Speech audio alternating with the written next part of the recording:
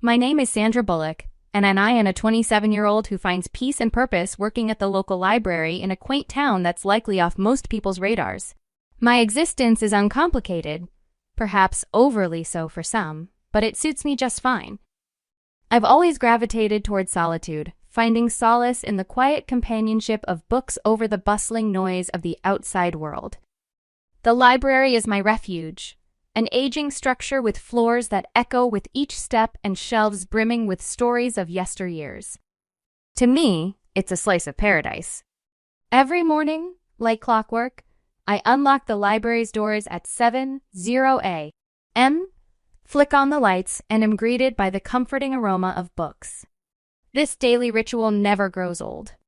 After losing my parents at a young age, my grandmother took me under her wing. She was a beacon of kindness, always nudging me towards the pages of a book to discover and learn. Sadly, she's no longer with us, leaving me to navigate life on my own without siblings or a wide circle of relatives. It's just me, carving out a modest existence. Good morning, Sandra. Mr. Andrew, a familiar face and avid reader of history, calls out as he enters. Morning, Mr. Andrew, I respond cheerily, letting him know about the new history books I'd set aside just for him. His appreciation is evident in his smile and shuffle towards his favorite shelf. My day unfolds in a series of comforting repetitions, assisting children with their school projects, recommending a love story to Mrs. Kimberly, and guiding Mr. Raymond towards the latest in science fiction. It's a serene life, and it suits me well. I relish in the predictability and the routine. But then, everything took a turn with Henry's arrival. He stepped into the library, clearly a man unaccustomed to our usual quietude, his polished appearance and self-assuredness setting him apart. "Can you help me find a book?" he asked, his voice carrying a warmth that felt new and exciting. "Of course. What are you looking for?" I managed, trying to mask my nervousness. He was in search of The Great Gatsby, and as I led him to the classics, our hands briefly met, sending an unexpected shiver through me. It was a fleeting touch, but it lingered in my thought. "Thank you, Sandra," he said, his eyes catching my name tag. I'm Henry. Nice to meet you." Returning his smile, I felt the stirrings of something new. That brief interaction marked the beginning of a journey towards discovering love in the most unexpected of places. I believed it was the start of something that would endure forever, the outset of an adventure that would guide me away from my tranquil existence into realms filled with turmoil and deceit. If only I had possessed the knowledge I hold now, perhaps the story would have unfolded differently. But life doesn't come equipped with forewarnings, and often we're taught our most profound lessons through tough experiences. After our initial encounter, Henry began to frequent the library more often. It seemed unusual because he didn't exactly fit the mold of a typical book lover. Yet, with every visit, he would seek my advice for a new read and linger to chat for a while. On one occasion, he entered just as I was wrestling with a box of newly delivered books. Without hesitation, he offered his assistance. "That would be great, thanks," I expressed, grateful for the help as we shelved the books together. "So, Sandra, what brought you to work in a library?" he inquired. I simply replied, "I've always had a deep affection for books. They're like steadfast companions, and besides, I cherish the tranquility here." His laughter echoed lightly. "I can see that. It feels like stepping into another realm." Our conversations began to stretch longer with each visit. I learned that Henry was involved in his family's business, something related to real estate. He was remarkably easy to talk to, and for the first time in a long while, I felt genuinely seen. Then, unexpectedly, he extended an invitation.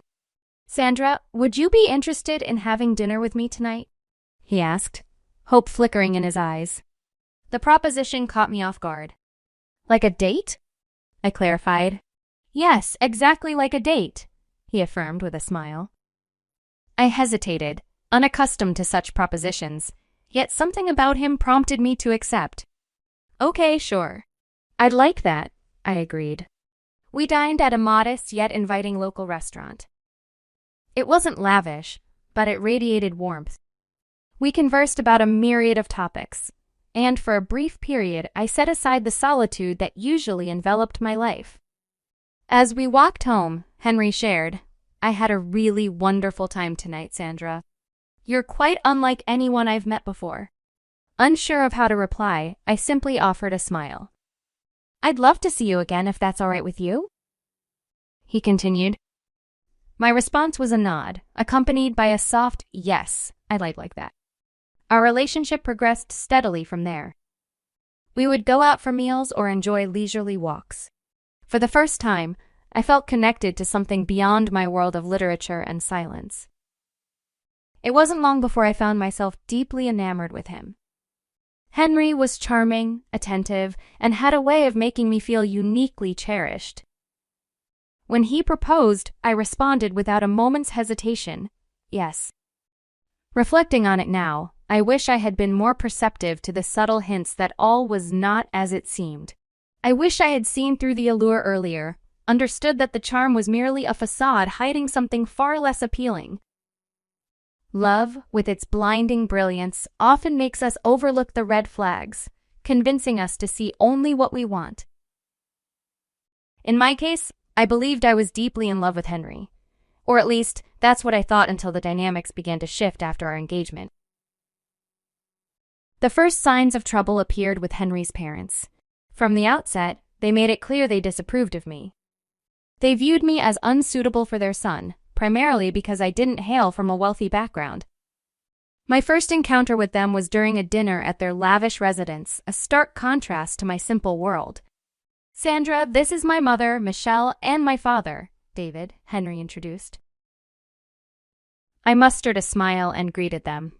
"Nice to meet you," despite feeling incredibly out of place. Michelle's gaze swept over me, dripping with judgment. "So, you're the girl from the library?" she asked. "Yes, I am," I responded, my confidence waning under her scrutiny. David's remarks were even more cutting. "Couldn't you have found someone more suitable?" he said, making me wish I could disappear. The dinner felt endless, a clear exhibition of their belief that I wasn't worthy of their son. Yet Henry's defense of me in those moments only deepened my affection for him. As the wedding approached, they insisted on a prenuptial agreement, claiming it was a mere formality. Having little to my name, I consented without protest. Following the marriage, I moved into what was technically Henry's house, a gift from his parents, yet they behaved as though they still owned it. Their unannounced visits became a regular occurrence, with demands thrown at me the moment they entered. "Sandra, make us some coffee," Michelle would order, and I complied silently, aiming to avoid conflict. Michelle would often remind me, gesturing towards various items like the TV, that in the event of a divorce, none of it would be mine. It seemed everything was a constant reminder that I didn't belong. Henry began to transform as well, his warmth fading into a coldness I hadn't seen before. He joined his parents in their taunts. One evening, as I deliberated over what to wear to a family gathering, seeking his advice, his response was cutting. "This one makes you look less drab," he joked, laughter in his voice. I was taken aback by the sting of his words. It felt as though he had become another person in the presence of his family, no longer the supportive partner I had fallen in love with. Instead, he echoed their ridicule, leaving me to fend for myself in an increasingly hostile environment. Life in that house became a daily struggle, a constant reminder of how distant my reality was from the love and acceptance I once believed I had found.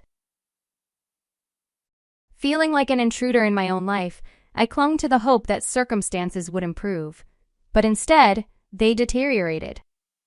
The pressure was immense, manifesting in severe stomach aches I tried to dismiss until one day I fainted at the library. Regaining consciousness in the hospital, the doctor attributed my collapse to stress.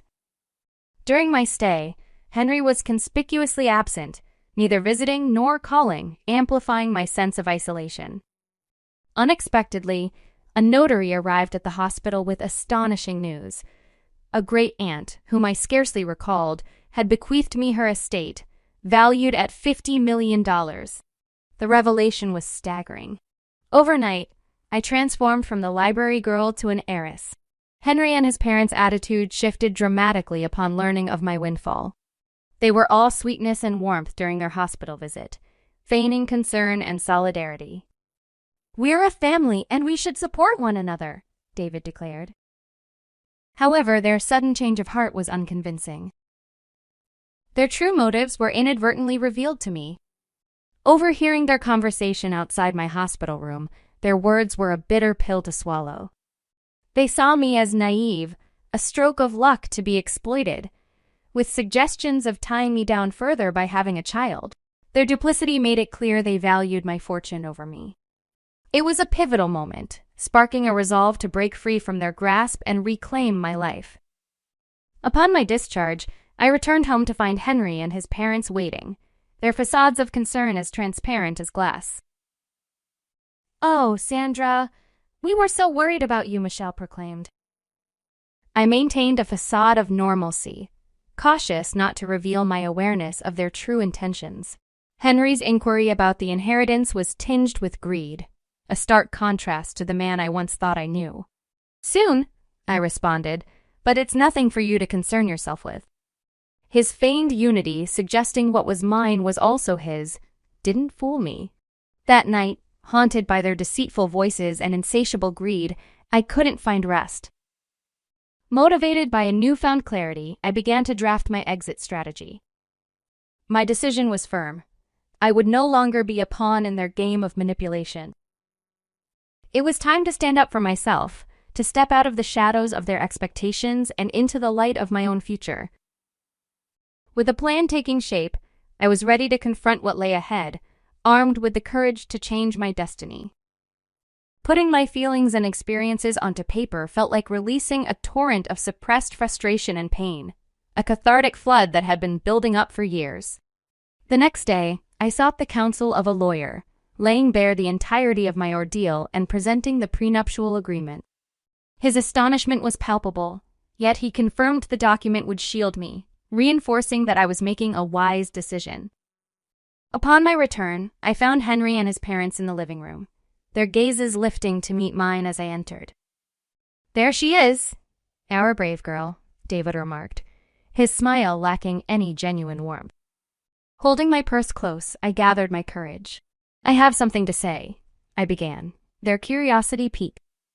"I'm filing for divorce," I declared, my voice unwavering. A heavy silence fell over the room, broken only by Michelle's incredulous response and Henry's plea of disbelief, asserting their love for me. "Do you, Henry?" "Because all I felt is exploitation," I countered. Michelle's anger was palpable as she threatened legal action to claim half of my inheritance. In response, I produced the prenuptial agreement from my purse, stating clearly that it prevented either party from laying claim to the other's assets in the event of a divorce. Their speechlessness was a novel experience for me, offering a moment of empowerment. I announced my intention to leave, forbidding any further contact, and walked out, their angry shouts fading behind me. Driving away was challenging, yet as I put distance between myself and the house, a sense of liberation enveloped me. For the first time in ages, I breathed freely, hopeful for a future brighter than my past. I moved into a modest apartment in the city. It wasn't luxurious, but it was unequivocally mine, bringing me a peace I hadn't felt in years. While I navigated the divorce proceedings, I felt fortified, capable of facing the process head-on. Then, a call from my lawyer unveiled another layer to my great-aunt's legacy. The will stipulated that a portion of my inheritance be allocated to charity, a reflection of her philanthropic spirit. This revelation took me by surprise, igniting contemplation about the potential to effect positive change. It seemed my great-aunt had not only bequeathed me a fortune, but also the opportunity to contribute to the greater good, propelling me towards a new and meaningful chapter in my life. I began to delve into charities and causes, eager to contribute to something impactful, something that could truly bring about change. During my search, I came across a modest organization dedicated to assisting women affected by domestic abuse.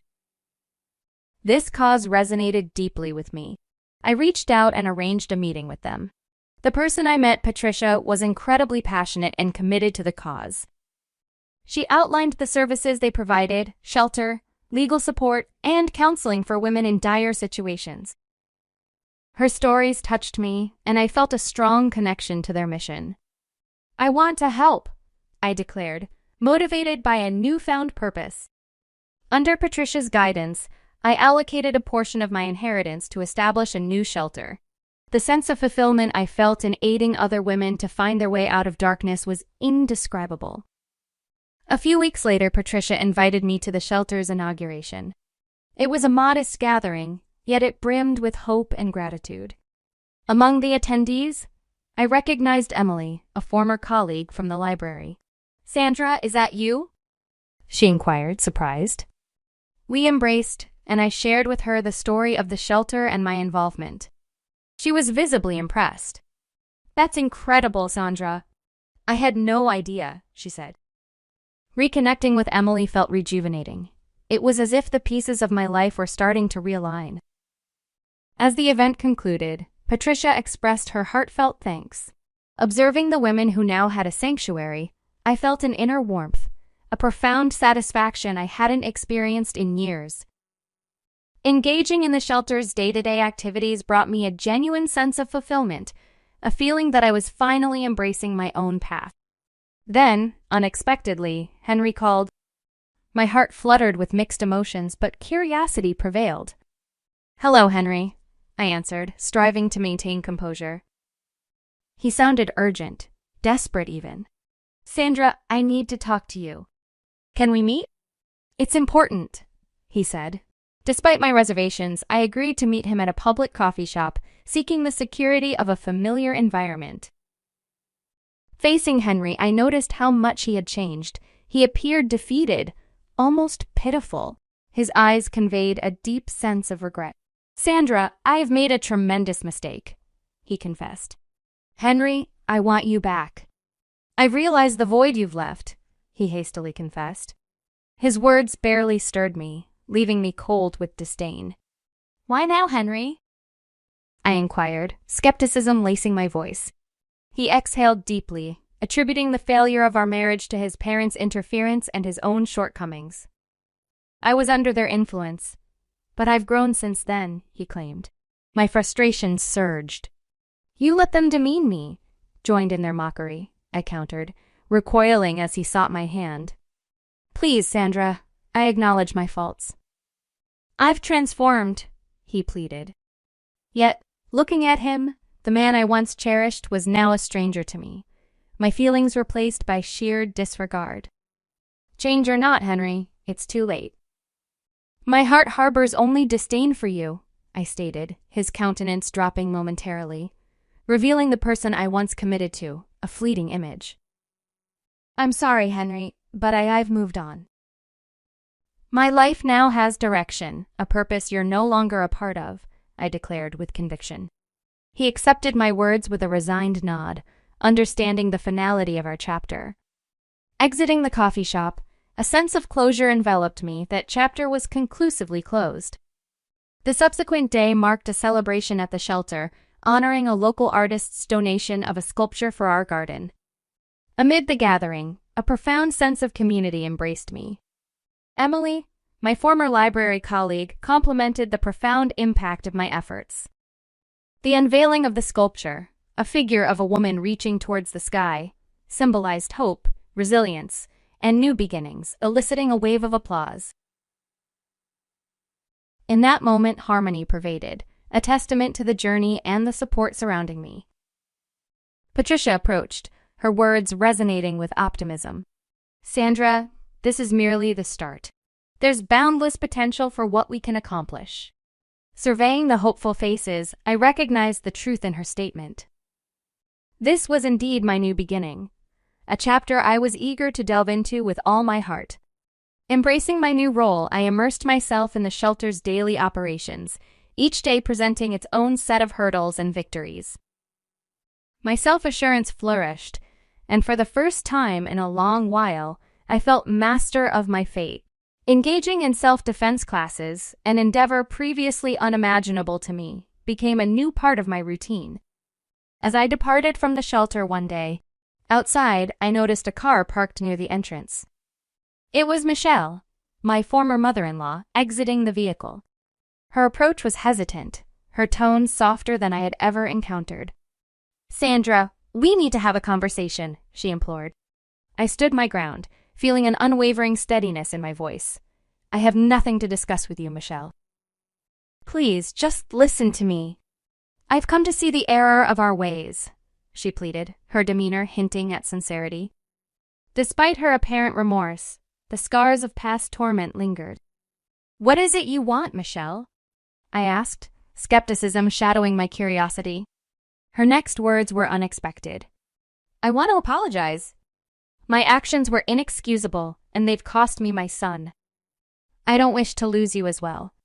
In many ways, you were like the daughter I never had," she confessed, tears glistening in her eyes. A flicker of sympathy stirred within me, swiftly quelled by the memories of her cruelty. "Michelle, your apologies cannot undo the anguish you've caused. I've moved past it, and I suggest you do the same," I asserted, distancing myself as she reached out. "Please, Sandra, I can't change what happened, but I'm here to make amends," she insisted. "It's too late for amends, Michelle. Goodbye," I concluded, turning away from her lingering gaze, a firm reminder of my newfound resilience. The following day brought an anticipated challenge, a letter from Henry's attorney disputing the divorce settlement. Unperturbed, I consulted with my lawyer, Rachel, a tenacious advocate. "Henry has no grounds to contest, Sandra. The prenuptial agreement is unequivocal. He's merely attempting to intimidate you," she reassured me confidently. "I'm no longer intimidated by him." "Let's proceed," I declared, emboldened. Court day arrived, and I entered, poised and determined. Henry and his counsel were present, our eyes briefly meeting, a fleeting reminder of the love that once was. The judge's verdict was swift, upholding the prenuptial agreement and dismissing Henry's claims. A wave of relief and vindication washed over me. Afterward, Henry sought closure. "Sandra, I'm truly sorry for everything," he murmured, regret lacing his voice. Facing him, I recognized the man I once cherished, yet my feelings had irrevocably changed. "Goodbye, Henry. Look after yourself," I responded, my parting words marking the end of our shared narrative.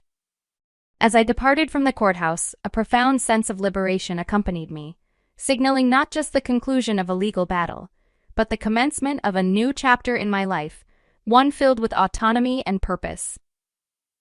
A feeling of finality washed over me, signifying the end of a tumultuous phase and the dawn of a promising new era. At the shelter, we threw ourselves into organizing a fundraiser, an endeavor that commanded my full focus. The community's overwhelming support filled me with a profound sense of appreciation. On the night of the fundraiser, the atmosphere was electric, with a diverse crowd gathered to champion our cause. It was a moment of reflection for me, recognizing the journey I'd embarked on from being a reserved, hesitant individual to becoming an empowered advocate for myself and others. "Sandra, you've outdone yourself. This is remarkable," Emily exclaimed, approaching me amidst the festivities. My response was a heartfelt smile. "We accomplished this together, and there's still so much more ahead of us." As the evening progressed, I basked in the fulfillment and purpose that now defined my existence. This new chapter wasn't just about overcoming past adversities. It was about thriving in a role where I could make a meaningful difference. Surrounded by the energy and support of the event, I knew I was precisely where I belonged, ready to face whatever challenges and opportunities lay ahead with the same determination and resilience that had guided me this far.